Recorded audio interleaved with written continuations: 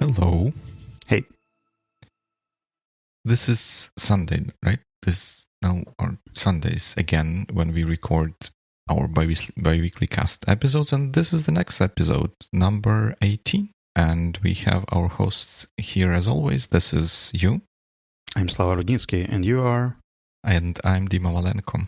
And today we are going to talk about networking in war times, and you probably would want to tell us like how come. I think that Ukraine is facing quite an interesting challenge right now because after 2 years of COVID, we are still quite remote right now, and our business is struggling because unlike the other world who can finally go offline and meet in person, I believe a few weeks ago or maybe a week ago, World Health Organization announced the downgrading the status of COVID from pandemic into just a regular disease for now. And Ukraine still can't get, all these huge forums and networking events and stuff. We are trying our best, but still there are some limitations and external factors that don't really help. And it turned out that many people had some illusions about networking remotely, how it should work, how it's supposed to work. Many people moved around, the offices moved, the colleagues moved, a lot of things have changed. And I wanted to touch the base and see what it feels like after a few years of remote networking, how it works, what methods are helpful, and which ones are not as effective as they seemed in the past. That's an interesting topic, and I guess this is something that is more or less always timely, right? Even though the circumstances for Ukraine now are especially dire, finding ways to connect with people, build relationships, and develop businesses would always be important. And you added a definition to our notes, which says that in businesses, networking helps build meaningful relationships that are beneficial to all involved parties to exchange information and services. Is that right, that we are going to talk about the networking in the business setting, not kind of personal relationship building and that kind of stuff? I think we could talk about personal examples if they are relevant, but mostly I'd like to focus on business, mostly because Ukrainian economy is going to suffer a lot, and I think that networking is one of the most effective sales tools that people could use on the new markets or in the new environment. And for me personally, it's interesting how it works, plus most of my examples right now are more business than personal, just because I don't have many cases or examples of personal networking that is not professional. Sounds fair. Where do we start? Let's start with a question to you. You have been living in London for how long now? Like 2.5 years. How would you describe your networking situation there right now? Because basically you came there in the middle of COVID. Right. And I believe right now it's getting a bit easier to meet and talk and come to events, but still, like, you spent dominant part of your time during the lockdown and then limited opportunities to network. Right. I think for me the situation was a bit special in a sense that it's different from other situation most other people I would imagine being during the lockdown, because when I moved to London and started working at Meta, I think naturally, at least for me, the primary networking efforts were directed at building my network within the company, and within and company, as you can imagine, is huge, right? You can find whatever the topic might be interesting for someone. You are very likely to find someone within the company who would also be interested in that, to talk to them, to discuss and stuff like that. And naturally within the company, this kind of thing, it is, to me, seems easier even in the remote setting, because you can simply put a meeting on someone's calendar and expect them to show up. And even so, the company culture is such that this type of activity is highly encouraged, like building connections with other teams, with other people, to work on current or future projects. So in a sense, I didn't feel like too bad about COVID and remote situation, because it was stressful just from the fact that we relocated to a new country and had to stop our life here. Then the networking just happened as it were. We may at some point discuss like what changed after we went out of lockdown restrictions, but other than that, I read the question in the notes and I thought that I don't think I have much of networking happening outside of company for me now, or at least maybe not to the extent I used to have this kind of activity going on when I was back in Ukraine. Mm-hmm. So just to sum up, your networking is mostly professional and related to your team and interests related to work that expand inwards the organization. Right. I think that's the current situation. And I would assume that your team is probably the closest people you talk to most often, and then there are some managers and people from the neighboring team and some other collaborators that sometimes work with you, and then maybe there are some random people who you occasionally meet on some... Yeah, I think that's roughly true. Mm-hmm. And I guess that's what you would expect, right? Yeah. I just wanted to quantify one more thing. Like, how many relationships within the team, within the company, you would name as strong relationship? Like friendly, you know each other, you communicate. Not the kind of person you would call at 5 a.m. to ask for a favor, mm-hmm. but a kind of person you would invite for barbecue and feel comfortable with during all evening.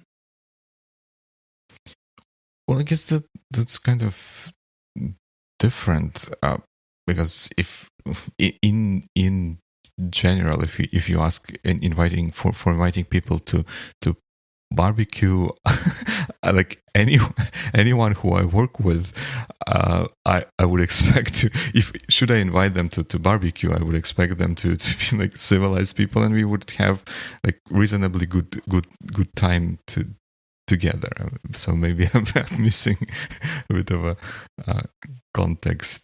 I guess we just assess it differently, because in my list that would be a number of 15 people totally. So that's quite a limited group. Probably I'm not as friendly as you are.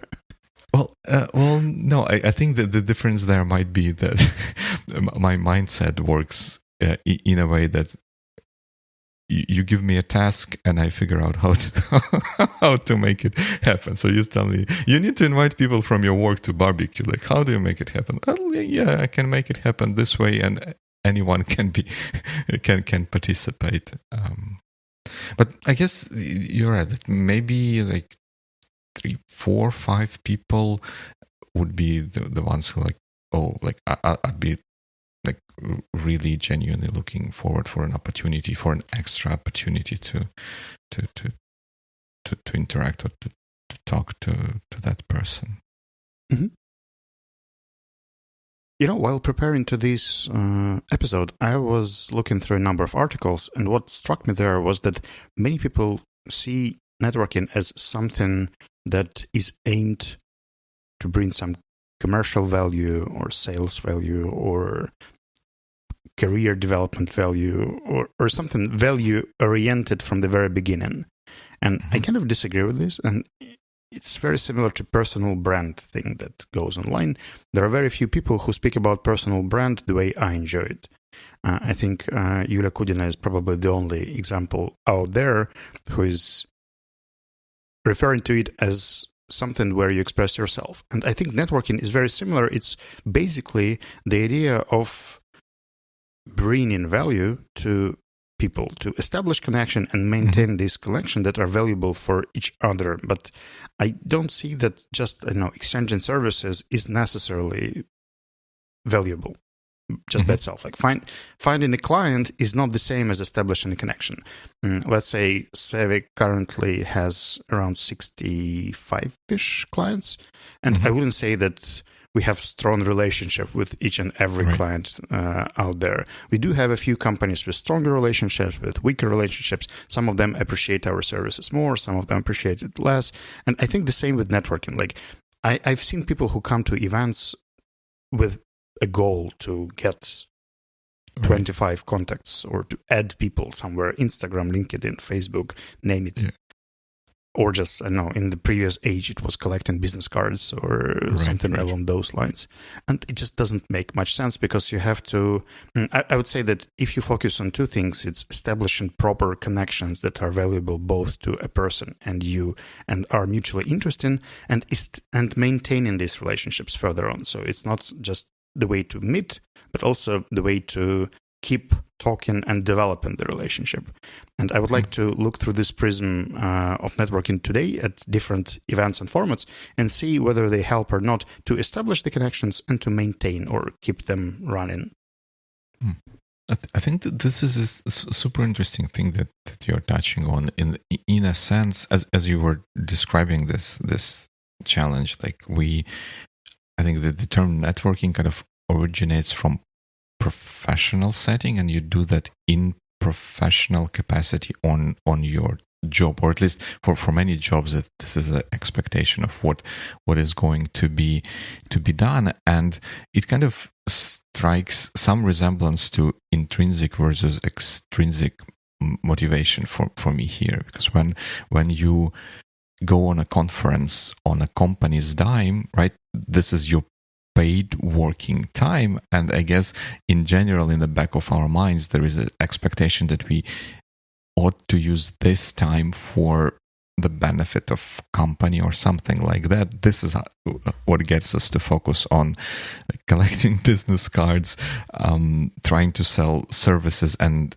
establish that kind of, maybe it's not even a relationship, maybe it's just a sort of a that's connection. Sales context. You basically collect leads for something, or it's a lead generation process.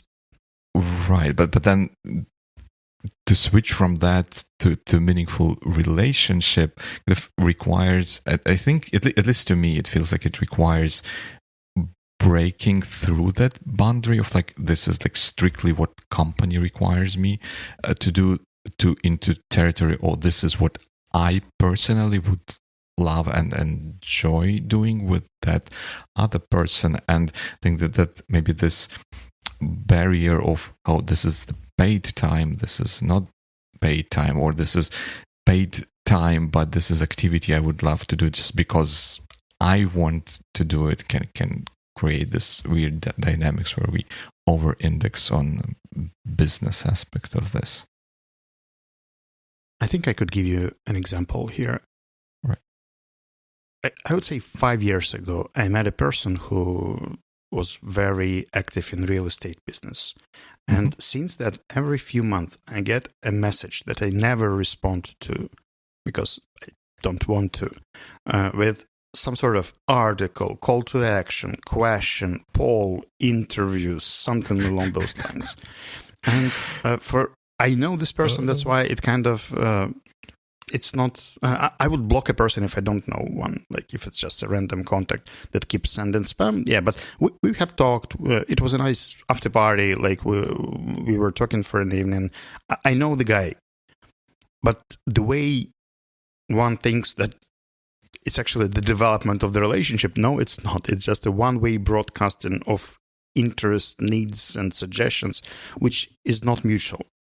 And I don't mind sales. I think that lead generation is a meaningful process as well. Like you could establish interest, analyze needs, offer something. That's how businesses run over there.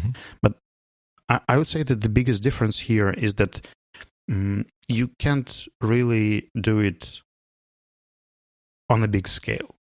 I know very few people who are capable of maintaining a number of connections, not just in social media, but in real life. And they are usually professional networkers. They run some clubs, communities, and maybe associations where their main job is to keep in touch with a number of people, understand what's happening, introduce them to each other, and therefore bring some value just by the nature of their activity.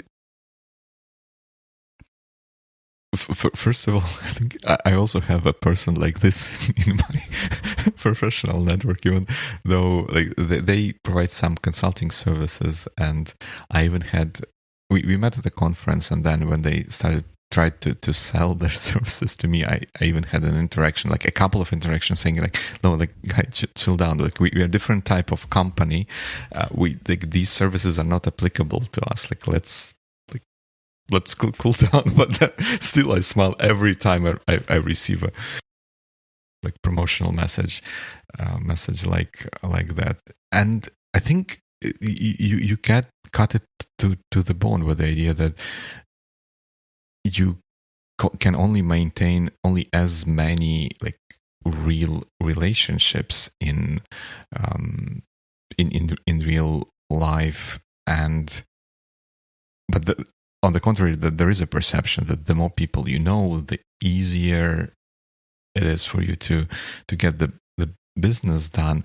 And it feels like this is an example of how difficult it live in the middle of the scale, not to be on the extreme. Like one extreme could be you are just level 80 personal brand kind of person that broadcasts everything and uses this as a main vehicle for communication with the world or building relationship without investing maybe too much into like one-to-one relationship. And on the other extreme scale and end of scale would be a person who just does the one-to-one, maintains one-to-one relationship, and this is how you get to know that person. And as it often is true, like the best maybe or the most productive thing can be in the middle. You do a little bit of that and a little bit of that other thing, but where that middle is and how to get there and how to stay in that middle so that you can keep your sanity, I think is a very, very difficult question. Mm-hmm. And it kind of gets more complicated if we consider this remote thing, because previously meeting people was much easier. I can give an example of our Aspen experience. Like I got to Aspen in 2019, right before COVID struck, and you got there in 2020 for the first online, one of the first online groups. And we can now say that this is a very different sort of experience just by comparing these two things, which were both great. But I would say that the connections that I managed to build for this offline week in the Carpathians are very different by nature from the relationships that are built within an extensive program, a few hours in Zoom, with the same content pretty much, like with the same format, but it's just different because it was established in a different way. And one of the examples I wanted to mention here is not the way seminars work, because this is obvious, but the reunion. It's an event which was designed to maintain the relationship, to meet people you know, to maybe get introduced to some others, but mostly to keep in touch. Yeah? And I believe that the first reunion you attended was in this virtual space. I don't remember the name. Right, it's Very Bell or something along those lines, and I think that probably, to be honest, that was probably the only reunion I attended. Yeah, because then they moved back to offline, and someone moved to London. I take that back. We had a little bit of a reunion offline reunion in London with like a handful of Aspen. How do we call them? Alumni. Yeah. Fair enough. So how would you describe that virtual experience of reunion with avatars? Like, was it helpful to maintain the relationships? Did you feel that you benefited from these 2 hours of spending there? You want to say 2 hours of awkwardness? It was quite awkward. Right. I think yes. I think kind of in both senses, I think it was not necessarily great way of building or reinforcing the relationships, because in that particular case, I think technology got in the way like too much. We had to, no matter how good the idea was, it was cumbersome to get it working, to understand what you cannot do, and how to, whatever you can do, how to effectively use that to interact with other people. So you like basic, you spend like first 2 hours in a computer game, you figure out what's possible and how to navigate the world. This is how I felt on that reunion. So in a sense, that was not particularly effective, but at the same time, I would at least put a B for trying mark out there, because I feel like there were nuggets of interaction where when we cracked what the technology could do, that created a meaningful connection moments. Like at some point there was like a dance thing that we did with whole group of people, which was kind of a nice-ish thing, something like this. Well, there could be comparable moment to that in an offline event and stuff like that. So it was not as effective, of course, as offline event, but at the same time, I'm still a believer that it should be possible to find an online format that can do a meaningful job of allowing people to connect and develop the relationships. I pretty much agree with you, and I would say that such events are helpful in case you already have established connections. Like for me, meeting 3 or 5 people I already know was already a good investment of time, because we talked a few words of refreshment, and then with some of them we agreed to Zoom or to meet or to talk further on, and that was enough. Of course, there were some awkward moments when you would come to a person, ask something, and then you realize that the person is just away from the keyboard. And right. Like, all right, have a good one. Right. And you like were explaining what you do for 5 minutes to them, and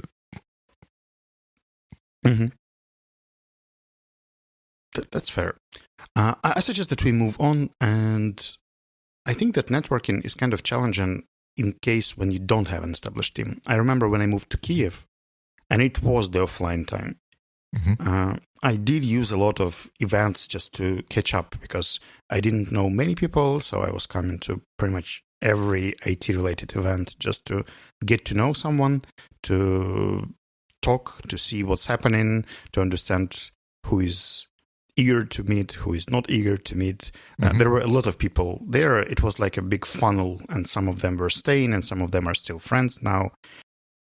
But I realized that I didn't have a team, because I was kind of a freelancer. Most of my team was in Dnipro, and there was no purposeful networking there, because I didn't know who I'll be working with. Like, you just come to a new town and you go and meet. And now I can't really imagine what I would do in your shoes if I would come to London with my family and I don't have a team to start with. Like, there's no ground where I can build my first relationships. I still work with Ukrainian companies, like my companies back there. I have to maintain my previous relationship, but there's nowhere to go, and there are no people who will talk to me for granted. And that seems like a challenge. And many people from Ukraine face this challenge right now, because they're still holding to their Ukrainian jobs. They move to new locations, and they probably just go to these like migrant chats and local communities of Ukrainians, trying to hold to someone they know. Right. Yeah, I think that is a huge challenge overall, and I think it can be more difficult for one kind of people versus the other. For example, for me, I think of myself as a more introverted person. It's not as easy or as effortless for me to like come to a stranger and like start doing something.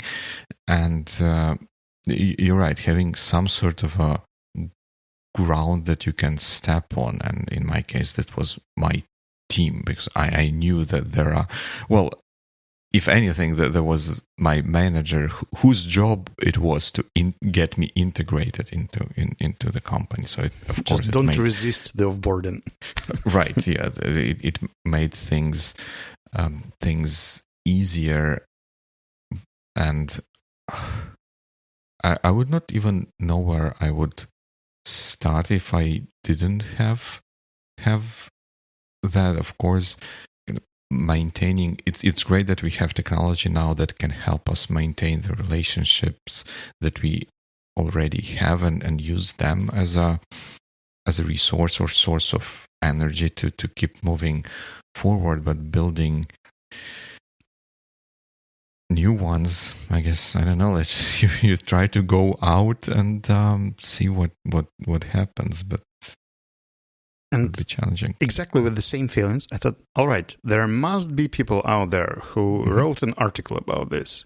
And this is when I landed on this college info gigs about remote networking, which suggests 15 ways to network remotely.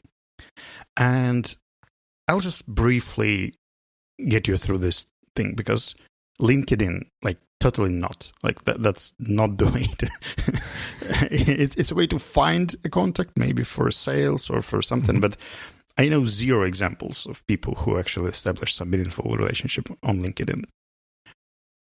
Cold email, like, please no. Like, what kind of world they live in?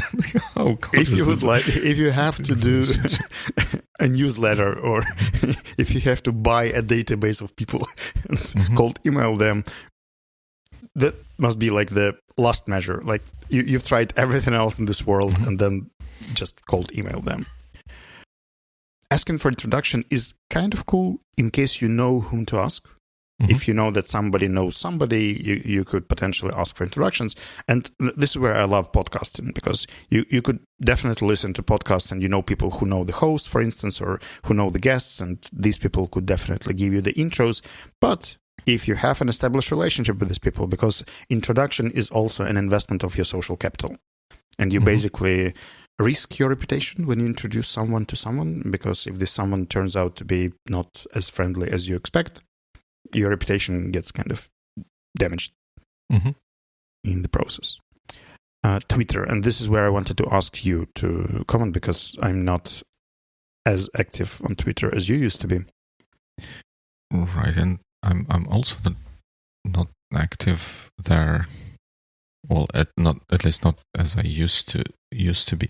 I think what I would say, like, reading through this article and then the initial items you took us through on that article, I feel like there are like, networking is a kind of very broad term, and there are specific areas within that. And when they started with what was it, like cold email and LinkedIn, that's the sales kind of networking. You build network of potential, like lead generation, right, as you called it. But then when we go into introduction and Twitter territory, even though it can be used for the same purpose, I feel like there can be kind of another aspect to it, where you want to connect to people not because you want to sell them something, but maybe because you want to connect to them, to ask for their opinion or expertise, or ask advice or something like that. And from that point of view, like, something like Twitter, I believe to be a relatively good tool, like in old days. Like, not now, maybe not so much, that there would be alternative instruments to that, but the ability to at least get a fighting chance of getting through to someone, and if stars align, you can start a conversation which can maybe then grow into meaningful relationship. I think this can work with Twitter if that's the goal. If the goal would be just to find someone to pitch them your service, it would be, I guess, as good as cold email. Fair enough. And, the next point there is Instagram. And I have just two examples, which probably are an exception of a rule. So I would say that Instagram is generally not a place, but there is Yulia Kudina, who I mentioned previously. Right. I really like her profile. It's sincere, it's open, and I can see that she's actually keeping the dialogue with people who read her. She met some really cool guys just from Instagram. She established some meaningful connections and projects and initiatives from this activity. And it's not like, this influencer personal branding sort of thing, but this is one of the few accounts that I still follow and haven't muted on my Instagram. And the other one is Karina Kareba, who is my Aspen groupmate. As well, from her, I've heard a number of stories how she met people on Instagram pages. They talked, met, and became friends. Like she interacts not with posts and stories, but in some other ways that I can't comprehend completely. But Instagram does bring value to her by different sort of invitations, introductions, collaborations and stuff. Like there is more than just posting and broadcasting there. Right.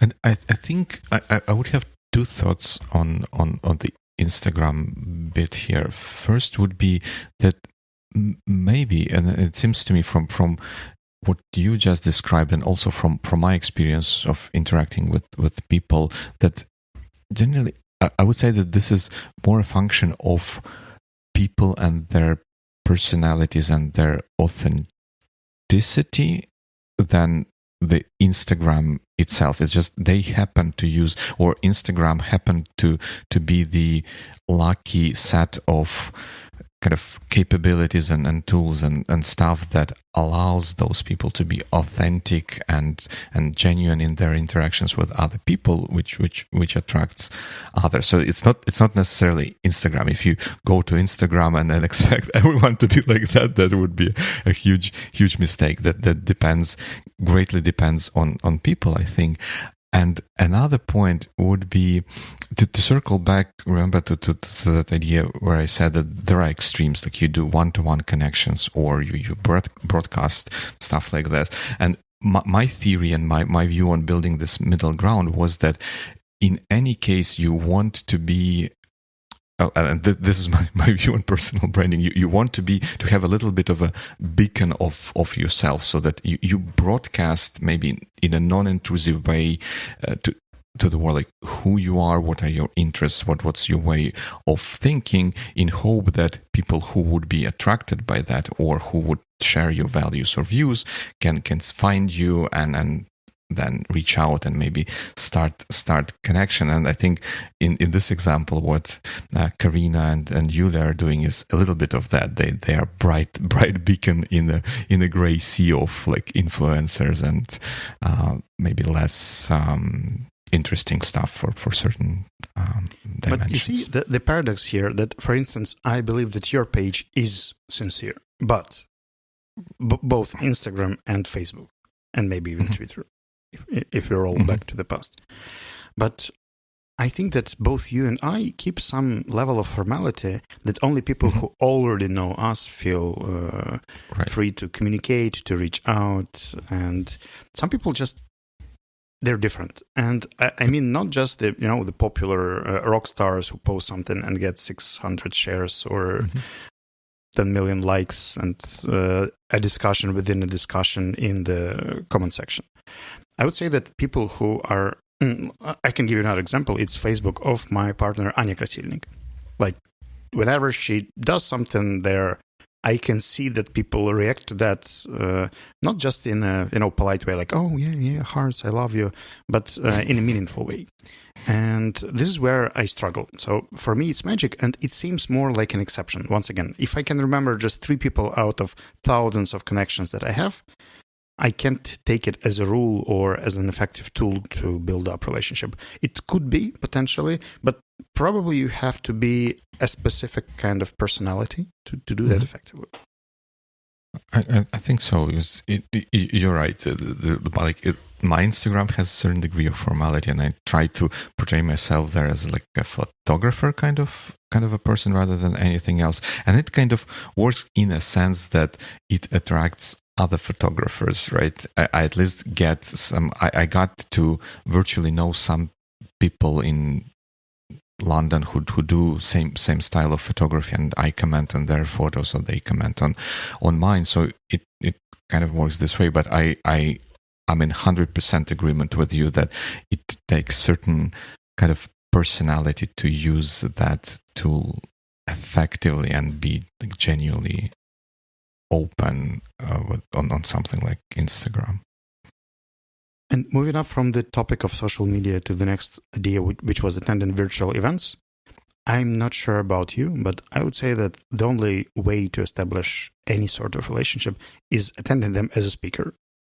Mm-hmm. Like if you are an super active participant and you interact with organizers, with maybe some co-hosts or other speakers, it could be potentially a way to establish some sort of relations. But if you're just a listener on a webinar or in Zoom, no matter what you do in the comment section or how active you are with your one question that you managed to ask within an hour, I can't see how it actually leads to any kind of relationship establishment. I agree to that with the caveat that indeed in like regular setup for virtual event where there are speakers and stuff like that, 98% of participants' attention goes towards speakers, and the remaining 5% are not enough by any stretch of imagination to start any new relationship or even attempt to do that. Unlike with offline event, there would be like coffee break, lunch break, where you get more time to interact with other people. But I guess in some virtual events, people, I think at least I've heard or seen something where they try to facilitate networking type of thing by dedicating time and putting some energy in at facilitating the process. That this maybe has a fighting chance of working, but in general, where there is a webinar, there's like zero chance that you can make a connection with someone except the speaker, as you said. As an example, next week we are going to, I think it's going to be this week by the time we publish the episode, maybe even the day when we publish the episode, People First Club and L&D Community in partnership with Teve are going to organize an unconference, something like 3 p.m. that you used to participate in Dnipro. And there will be a lot of group work, discussions, and networking activities. But I still think that if there is one event to 100 alternatives, which are not designed to do that, it means that the entire tip, like you have to be very lucky to get to such an event or to meet the proper person to do that. And that's why I think they're ineffective comparing to some of the next tips.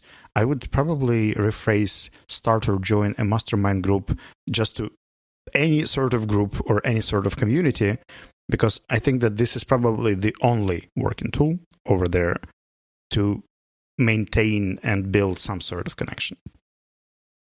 Joining a group of gamers if you play games, a forum of musicians, a Discord of debaters, I don't know, whatever sparks you, whatever engages you, has some sort of standing chance there.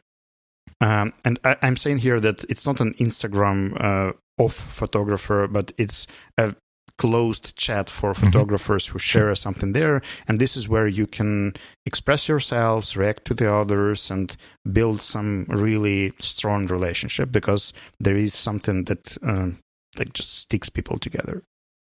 Yeah, I agree with you. Like this increases the chance of you meeting your, maybe not the soulmate, but you know what I'm trying to say, person that you can connect to and who resonates with your thinking. And if you go into an area or a place, be it online community or something like that, where the concentration of like-minded people is higher than in general population, like increases your chance of finding someone to build meaningful relationship with, be it professional or like hobby relationship, whatever, like human relationship. And then the rest of this article just goes like, subscribe to email lists, start a blog, network within your organization, which is okay. But again, I think you would do it anyway. Like that's not something that you actually do purposefully. I know very few people who purposefully network within the organization. It mostly happens to you. Like you have to interact with someone on occasions. Have virtual coffee. I feel really awkward. I would feel really awkward if it was someone I don't know. And with people I know, it could have a standing chance. So it could be a tool for maintaining some sort of relationship, but not really establishing. Listening to podcasts, great idea, not related to networking at all.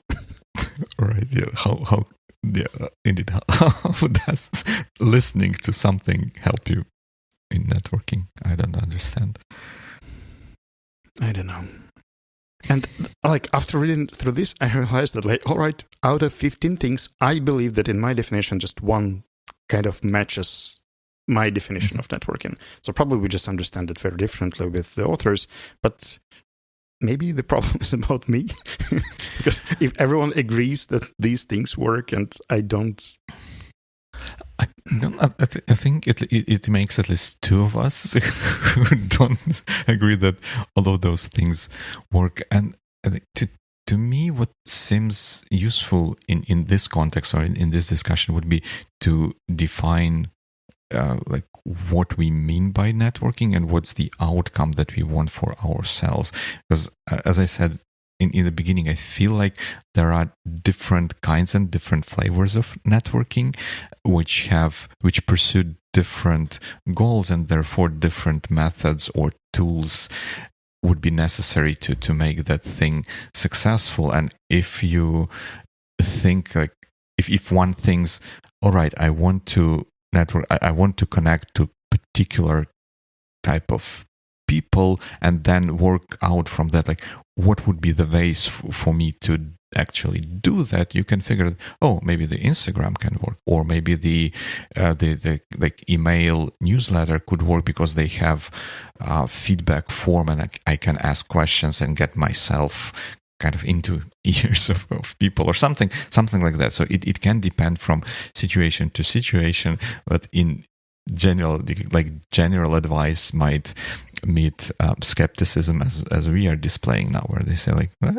listen to podcasts, like how does that help? But maybe that there is a networking situation where listening to podcasts would help. It's just that we don't know about this, or it doesn't match our goals for networking. Mm-hmm. So I think that one of the most effective ways I can think of is joining a club. Mm-hmm. Because in fact, no matter whether it's offline or online, like whenever you join a club, you basically get into the community that is designed to help you meet someone. One of the examples is CEO Club in Ukraine. Mm-hmm. Even if you meet them just for online events and formats, you will still probably establish some sort of relationship there. But if you're not that kind of person, you could still go for some tools like an application named Breakfast. It randomly matches you with the person in your city, and then you can chat and see if things are okay. You can just try going out and seeing each other and talking. It's not related to dating. It could be about anything. You could get any sort of matches, and it is interesting. But what I was practicing a few years before COVID, and then it kind of stopped for, I don't remember what reasons, I would once a month talk to people I know, but I know vaguely. Like there's always someone in your community, let's say on Instagram or Facebook, that keeps popping up. Like people mention this person, you can see some common interest, you can see a short video about this person with this person, someone refers, and I would say that there's always a list of 7 to 10 people that are potentially interesting for you. Right. And they are not like celebrities, not someone who is, I don't know, Bill Gates sort of thing, but it's just another engineer or another CTO over there. And you've been on similar events. You probably spoke on the same stage, but on different days. Like you just didn't happen to talk. And I would proactively contact these people and start with a compliment, like things I've noticed about their activity, what I like, what I enjoy. And then we would meet, and it kind of brought a lot of interesting people into my professional network. So I couldn't do it frequently, like once a month was my top. So it would be like 10 to 12 people a year. But out of them, let's say a third would stick. And I think that's quite a success. Yeah, that sounds great. Let me ask you a question about this this kind of activity. I think it may be that I would also include myself into that category, that people might think that, hey, reaching out of the blue to other people is kind of intrusive or something like that, distracting them from their work and stuff like that. At the same time, projecting the situation onto myself, when people would reach out to me, I think I would not, like most of the time at least, I would not consider this as an intrusion or distraction. And in fact, I would welcome this on a certain level. In your experience, when you reached out to those people, like, was there much pushback? Like, how smoothly did the process go from your point of view? There was no pushback. The only thing that happened there, firstly, I'd like to mention that I didn't have any needs. Like, I didn't want to get anything from these people apart from actually meeting them. Mm-hmm. I was just curious. There was no project, deal, or task that I had to accomplish. And I think that the most difficult part was the ignoring thing, because sometimes when you don't know the person, you are not sure which channel to take to get the message across. Right. And sometimes my messages were like in the message request on Facebook for months, and then somebody would check it. But psychologically, of course, when you send a message, you kind of expect the answer to be fast. And then when it doesn't happen tomorrow and the day after tomorrow and a few days later, it kind of gets on my nerves. And the statistics is that in my case, I was reaching out to people that I already had in my friend list. Mm-hmm. We just haven't met in person, but we did, appear in the same speakers lists, or people did, we were even in the same gratitude post when, like, I would like to thank mentors of my organization, and here we are, like me and this person. It would work fine. And by the way, it's the third mention of Yulia today, but Yulia did reach out to me like this. She was proactive. She texted like, yeah, let's talk. And we did talk, and it was the start of a great friendship. So I think that generally, if it's okay for you to know that statistically a third of your messages might be ignored, and not because people don't like you, but because they just won't see it. Usually people who see, they did respond. Like, I didn't get any situations when people wouldn't say, oh, thank you, nice to hear from you, or something like that. Some of them didn't move on, like people wouldn't want to meet in person because they were, I don't know, away, busy, not interested. Right. That's okay, but they would always be nice. Right, and I think we should not, because I know for myself that I'm sometimes can be hesitant of reaching out to a person who I vaguely know, or who I think might only vaguely know me, or don't know me at all, like for this very reason. And am I intruding? Am I disrupting the work? And it's like, no. Like, I think that people would generally be okay with this kind of thing, and we should not be discouraged from at least trying to start building relationship this way. That's a good point. And sometimes if you feel hesitant, there is normally a community around these sorts of people, and you could test the waters there. I can give an example of our favorite podcast, Cortex. Mm-hmm. I believe that if you would like to get closer there and to see how things are there, you could always subscribe to some premium account, something to get to Discord or some closed communities around the same topic. Reddit's work perfectly fine here. But it kind of rolls us back to the online community sort of thing, where people share the common interests, and therefore it's easier to start talking because you have one thing granted in common. Right, totally. One of the things I was thinking also is not the way to establish the new connections, but to maintain them, especially when they were built offline.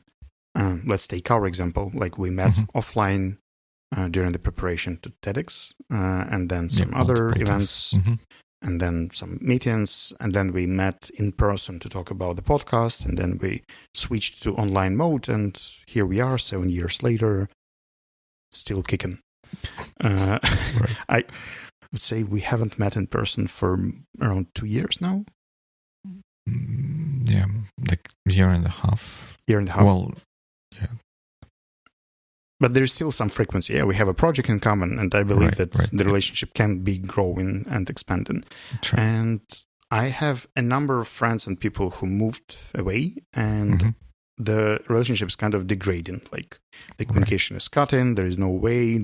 It's sometimes awkward just to Zoom, and you can Zoom just that much because you Zoom at work, and if you come home just to Zoom again, you have to choose and you have to prioritize. Right. You can't make a party with a lot of people because it's not very meaningful, unlike here, yeah? Because when you're offline, you can just get a group of people together and it works.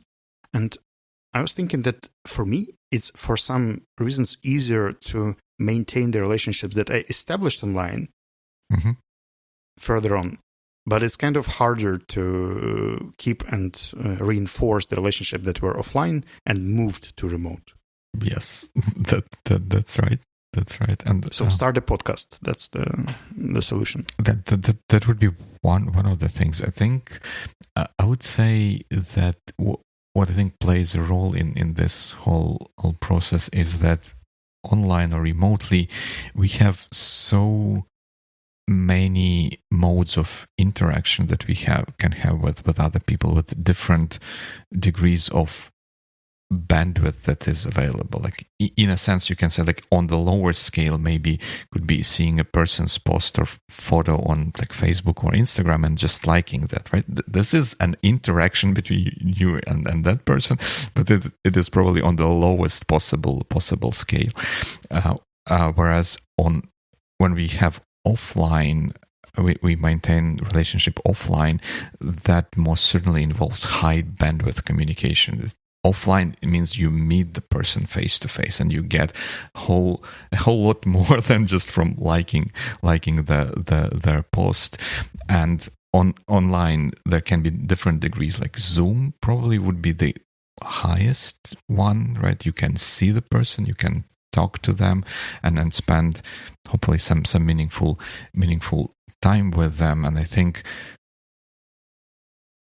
this is how online loses to offline. We have much lower bandwidth and much greater spectrum of communication with very, very, very low bandwidth, and at least trying to do periodic high bandwidth communications help. We used to have, and we still kind of have, a coffee club among the friends we had in Dnipro. We used to get together once a week in a particular coffee shop to like drink coffee and just talk stuff like astronomy, like Apple gadgets, and like whatever was interesting at that point. But then when I moved away, we continued to do that, the same thing. We still call it coffee club, but online, and like the frequency and stuff of that thing is deteriorated at times, but we still try to keep it going. And of course, I greatly miss the times when we can get together and drink and share a coffee face to face. I also have quite an counterintuitive observation. I was at a networking event from People First Club 3 or 4 days ago, and there is a lack of networking overall, but I still talk mostly to people I know. Like, I don't intentionally go to meet new people because sometimes it's just scary or risky, or you don't really know what's going to happen. So I know that people around me were also like, oh, no, like somebody will come. I will eventually meet someone when I need. But I've seen at the same event people who were like more intentional than me. They would come like, hi, how are you? Where are you from? And would basically talk to most people in the room. And such events are not just great the way I use them to maintain the relationship with like 5 people that I already know, but also to establish something new. And another curious thing was that there was this air raid alarm during the event. And everyone was like, should we hide? No, we shouldn't hide. Let's just check, like, something happening, yeah. Just a different reaction to the danger than we used to have. And there was little sense of anxiety in the room, but people kept talking, and they just closed the curtains to make it safer. I think one other thing, and I would also use the example of Anya Golovchenko and Yulia Kudina for this aspect. I think with online maintenance of relationship, I think I came to appreciate the importance of being able to see the person. Like in our relationship, we see each other at least weekly because we have Zoom calls when we record podcasts or just have conversations on random topics. We get to see one another, and I think it's super valuable. And in other places, like what Anya and Yulia do, they would often post like selfies, like post photos of themselves doing like great, fun, interesting stuff. And I think this, to me, that helps to maintain, even though I have only kind of a slight relationship with both of them, that being able to see them kind of maintains and reinforce at least my feeling that, hey, I know this person. I would be more or less comfortable reaching out to them to talk about stuff. And I think that wouldn't be so should they not post like pictures showing themselves. And this is how I kind of start turning around on this whole selfie thing, because when I post something, I think it's more valuable to see to post what I see rather than like photos of myself. But now I'm thinking like, yeah, maybe I should every once in a while post some sort of selfies just to get people reacquainted with myself and remind them how I look. It makes a lot of sense. I just remembered another interesting example. It's our mutual friend Tanya Shlapako. Mm-hmm. I think she's doing a great job at this online representation of her activity. And despite not seeing her for a while, I still feel that I know what's happening and what's up with her. Right, yep. That's great example. Great example. So I believe your last question was about the book Never Eat Alone. Did I get it right? Was there such a book? Because I've heard of it. I haven't read it. Have you read it? I have both read and listened. And all right. I wouldn't say it's worth discussing right now because many things have changed. It's like reading the pre-COVID books on networking. Like things are different now. Right. Let's get something fresh. And hopefully not articles from Harvard Business Review or College Info Geek. All right. So, but do you think it's what it is like in general, like book on networking would be a worthwhile investment of time for someone who's interested in the topic? I think networking is the worthwhile investment of time for someone who is interested in networking, and just talking to people works, and asking people how they connect works. Because I don't know a single material I could refer people right now if they wanted to know more, because things are very different than they used to be. And I think that we kind of hope that things will get back to normal, but we can just accept that there is new normal. And at least the Ukrainian part of the community is going to live in this new normal for a while.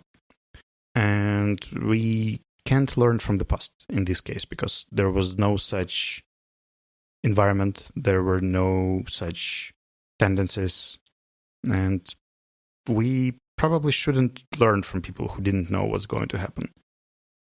Right. Unless it's philosophy. Like you can learn philosophy from philosophers. That's probably the only exception here. And physics and biology and some other hard stuff. Yeah, fair enough. It's so you set a goal and then like figure out how to achieve it, right? With networking, and try different tools and different means and see what works and what doesn't, and build on that. So my conclusion here would be, thank you, Dima, for highlighting the idea about running social networks. I think I could give it a try. And experiment either with Facebook or Instagram to see whether I can change my model of sharing and see whether it would make any impact. You kind of inspired me to give it a try.